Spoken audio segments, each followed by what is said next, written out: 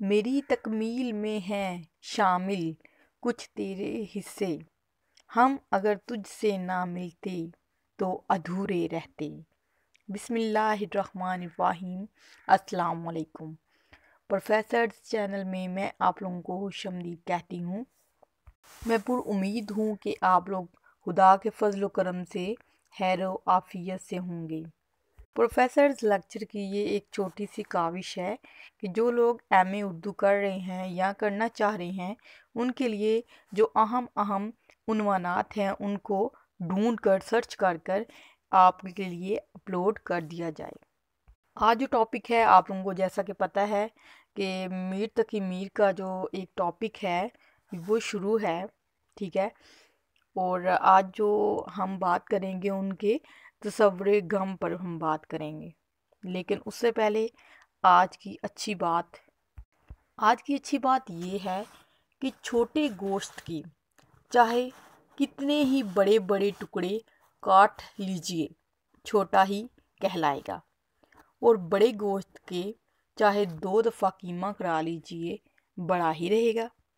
نتیجہ یہ نکلا کہ جسے اللہ نے بڑائی دی ہو اس میں کمی کوئی نہیں کر سکتا، لہٰذا بے فکر ہو کر محنت کرتے جائیے، لوگوں کی نکتہ چینیوں کی پرواہ مت کیجیے۔ زیر فلک بھلا نورد ہے آپ کو میر، کس کس طرح کا المیاں خاک ہو گیا ہے۔ یہ ایک بہت اہم سوال ہے جو کہ تصور غم پہ میر تقی میر کے جو تصور غم ہے اس پہ ایک مفصل نوٹ لکھیں یا آپ کیا جانتے ہیں اس کے بارے میں۔ اور جیسا کہ پاسٹ پیپر میں یہ کویسچن جو ہے وہ بار بار آتا ہے، اور اس لیے سوچا کہ کیوں نہ اس پہ ایک مفصل ویڈیو جو ہے وہ بنا کر اپلوڈ کر دی جائے۔ تو جیسا کہ آپ لوگوں کو پتہ ہے کہ میر کا تصور جو غم ہے ان کو غم کا شاعر کہا جاتا ہے۔ میر کے ہاں شدید غم و الم کا جو سلسلہ پایا جاتا ہے اس کے بارے میں پاسٹ پیپر میں بے شمار اس کا حوالہ آتا ہے، اور میر کا جو خصوصی مطالعہ ہے اس سے بھی تصور غم کو دیکھیں گے۔ میر بچپن ہی سے بے یار و مددگار ہو گئے، ایسا شخص جب محبت کرتا ہے تو اس کی جو محبت کی انتہا نہیں رہتی۔ یہ الفاظ دکھاوے کے نہیں بلکہ یہ حقیقت ہے۔ رسوا شکستہ دل سودائی اور ہنستا، یہ ان کا اپنے بارے میں خیال تھا۔ ان کی انتہا سے ہی ان کی ابتدا ہوتی ہے۔ وہ خود کہتے ہیں رسوا شکستہ دل سودائی اور ہنستا، اب لوگ ہمیں عشق میں کیا کیا نہ کہیں گے۔ میر کی جو عشقیہ شاعری ہے اس میں اکثر ناکامی اور محرومی کا احساس کوٹ کوٹ کر بھرا ہوا ہے، لیکن جب ان کی شاعری پر تاریخی ماحول کی روشنی پڑتی ہے تو اس سے زندگی کے عناصر خوب چمک اٹھتے ہیں۔ میر کا کلام بلند ترین مقام پر پہنچ جاتا ہے اور کائنات خود اس سے سرگوشیاں کرنے لگتی ہیں۔ محمد عالم عدیل نے میر تقی میر کے غم کا خلاصہ یوں بیان کیا ہے کہ میر کے والد نہایت پرہیزگار تھے۔ وہ ہر وقت جائے نماز یعنی مصلی پر بیٹھے رہتے تھے اور عبادت میں ہی مصروف رہتے تھے۔ میر اکثر ان سے پوچھتے تھے کہ آپ ہر وقت جائے نماز پر کیوں بیٹھے رہتے ہیں؟ تو ان کے والد نے بہت اچھا جواب دیا کہ بیٹا جب عشق کرو گے تو پتہ چل جائے گا۔ لہٰذا میر تقی میر نے ایک لڑکی سے عشق کر لیا، چنانچہ اس میں ناکام ہوئے اور دیوانہ ہو بیٹھے۔ دوسری طرف جب میر تقی میر کے والد فوت ہو گئے تو ان کے بھائیوں نے ساری جائیداد اپنے نام کرا لی، میر کو فارغ کر دیا۔ میر تقی میر اپنا گھر بار چھوڑ کر در بدر کی ٹھوکریں کھانے لگے۔ جب وہ گھر سے باہر چلے گئے، جہاں کہیں بھی نوکری ملی وہیں رہنے لگ پڑے۔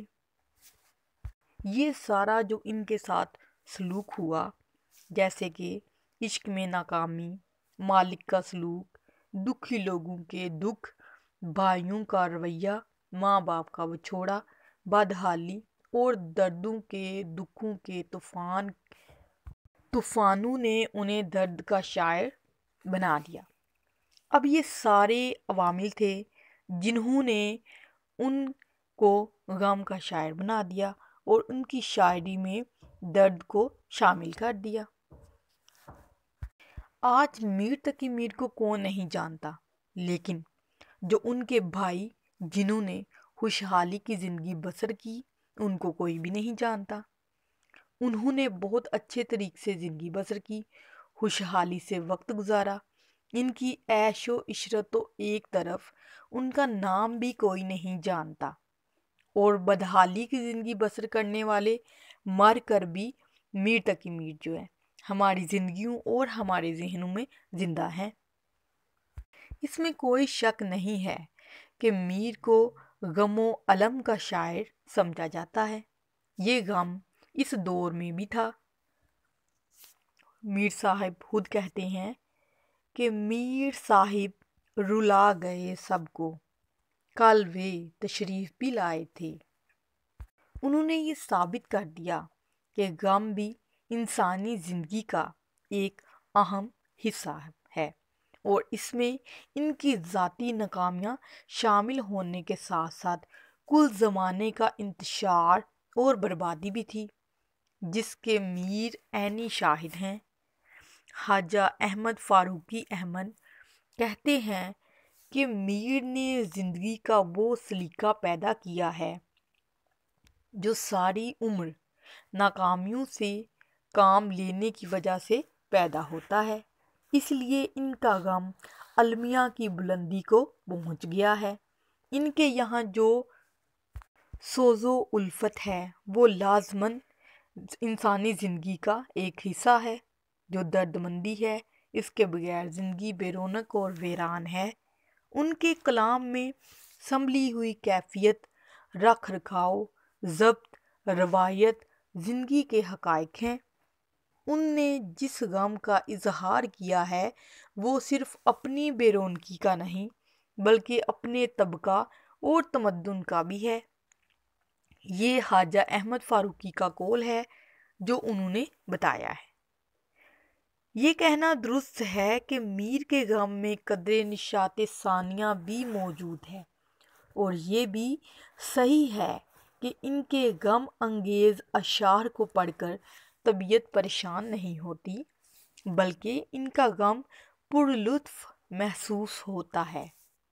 ان کے غم میں شریک ہونے کو جی چاہتا ہے۔ جب وہ سرمست اور بیہود ہوتے ہیں تو دل چاہتا ہے کہ ان کی بے خودی مستی جو ہے ہم پر بھی طاری ہو جائے۔ وہ خود کہتے ہیں زیر فلک بلا نورد ہے آپ کو میر، کس کس طرح کا المیہ خاک ہو گیا ہے۔ واقعات جب میر کی غزل اختیار کرتی ہے اس وقت غم جانا غم جہاں اپنے استعاراتی صورت میں منعکس ہوتے ہیں۔ میر کی زندگی بھوک، دکھ، افلاس، مایوسی، غربت اور غریب الوطنی میں بسر ہوئی۔ دونوں ہی جب غزل کی صورت میں رونما ہوئے، یعنی واقعہ پسندی اور یہ حالات، تو اس کے جو اشعار ہیں وہ اتنے پر اثر انداز ہوئے کہ اگر آپ انہیں پڑھتے ہیں تو آپ پر ایک رقت طاری ہو جائے گا اور اثر پڑے گا۔ وہ خود کہتے ہیں ایک وہم نہیں بیش مہری ہستی ماہوم، اس پر بھی تیری خاطر نازک گراں ہوں۔ ہر زخم جگر اور محشر ہے ہمارا، انصاف طلب ہے تیری ہر بیداد گری کا۔ میر کے کلام میں غم جاں اور غم جہاں रच बस गया है। वो अपने ذاتی गम को अहमियत नहीं देते। उन्हें तो सारे नगर का दुख है जो खून के सैलाब में बह गया।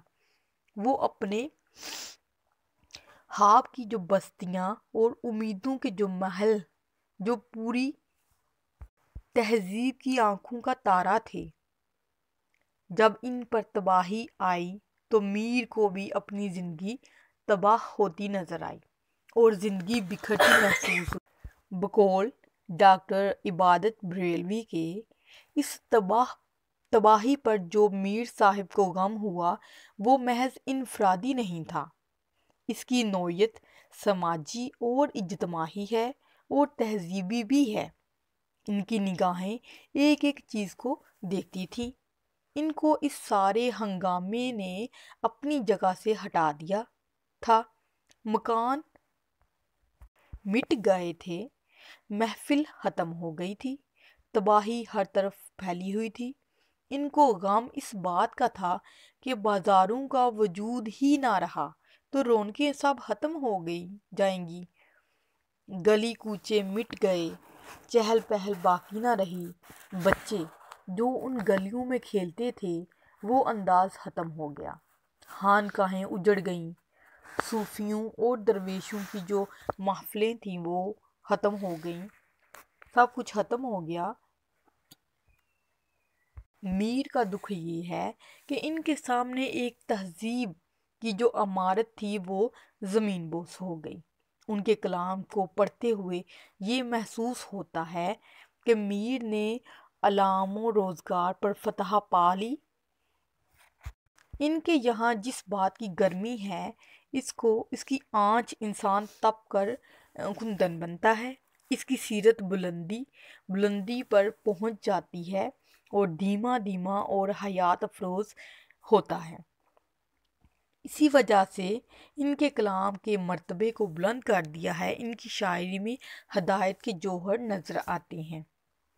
इस ज़माने में मीर की शायरी परवान चढ़ी जब हिंदुस्तान में जागीरदारी का निज़ाम था। दिल्ली की जो माशियत थी वो ज़वाल पजीर थी, अफलास भूख बढ़ रही थी। तब मीर, मुसहफ़ा और बड़े बड़े शोरा गिरफ्तार हुए। फौजी और सनती निज़ाम तबाह हो गया था। बकौल मीर ज़ोरो ज़र कुछ भी बाकी न था। लेकिन इस वक्त मुल्क में कोई ऐसा निज़ाम नहीं आया था जो जागीरदारी निज़ाम को चोट दे, ना ही अवाम में कोई इनकलाबी शऊर पैदा हुआ था जो इसकी हालत बदल सकती हो। इसीलिए जो जहान का गम है वो इनके गम में बदल गया और उन्होंने अपने तबका तमद्दुन की बेरौनकी का जिक्र किया है।